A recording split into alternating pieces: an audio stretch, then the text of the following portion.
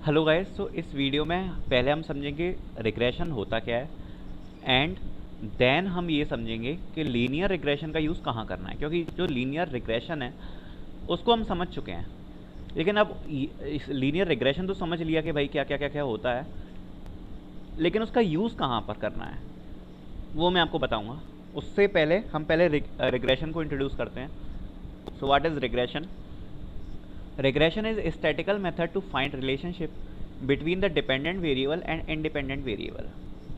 हम पर काफ़ी सारे इंडिपेंडेंट वेरिएबल्स होते हैं, या फिर जैसे अगर मैं कहूँ कि एक इंडिपेंडेंट वेरिएबल है या दो इंडिपेंडेंट वेरिएबल है जो इफ़ेक्ट कर रहे हैं डिपेंडेंट वेरिएबल को। जैसे मैं कहूँ कि किसी कंपनी का प्रॉफिट है वो डिफेक्ट हो रहा है एडसेंस से, research and development and marketing से। तो marketing, research and development and AdSense, ये तीनों इफेक्ट कर रहे हैं प्रॉफिट को।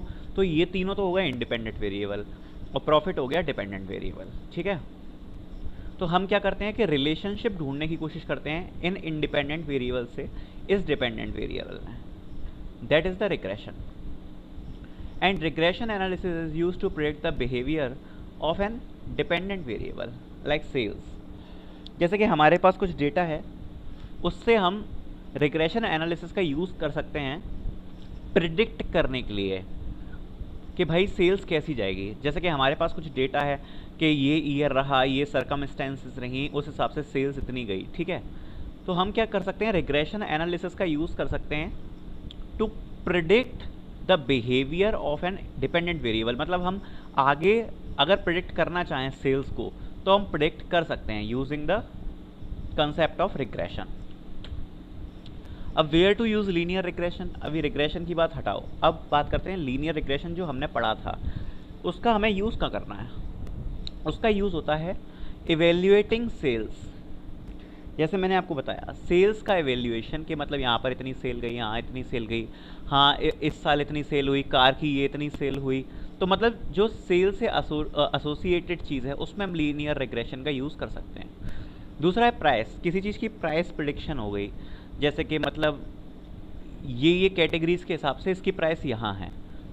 जैसे अगर मैं एग्जांपल लूँ किसी कार का, तो अगर कार की डीजल कैपेसिटी इतनी है, कार का रन टाइम इतना है, उस हिसाब से उसकी प्राइस प्रिडिक्शन।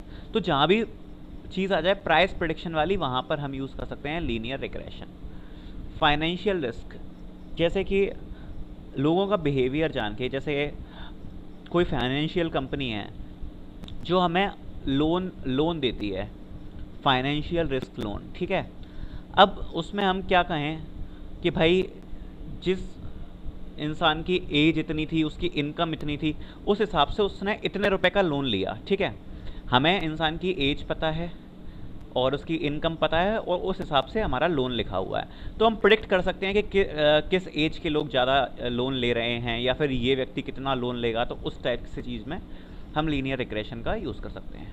अगर मैं समराइज़ करूँ तो मैं ये कहना चाह रहा हूँ कि we can predict a simple number based on our historical data.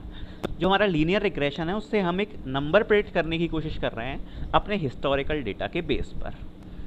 और ज़्यादातर हम कहाँ यूज़ करते हैं वो मैंने आपको बता दिया। एवेल्यूटिंग सेल्स हो गई, प्राइस हो गई, फाइनेंशियल रिस्क हो गई या सैलरी हो गई। मतलब जहाँ भी एक नंबर प्रिडिक्शन आ जाता है ना, जैसे कि किसी चीज़ की वैल्यू आ गई 40,000, किसी की 30,000, किसी की 2,000। तो जहाँ पर भी ऐसी कुछ वैल्यू आ जाए वहाँ हम यूज़ कर सकते हैं लीनियर रिग्रेशन का। एंड ऑल्सो इट डिपेंड्स कि अपन का डेटा कैसा है। अपन को अपने डेटा को एक बार एनालाइज करके देखना पड़ेगा अपना डेटा कैसा है, उस हिसाब से हम लीनियर रिग्रेशन का यूज़ करते हैं। So this is all about this video.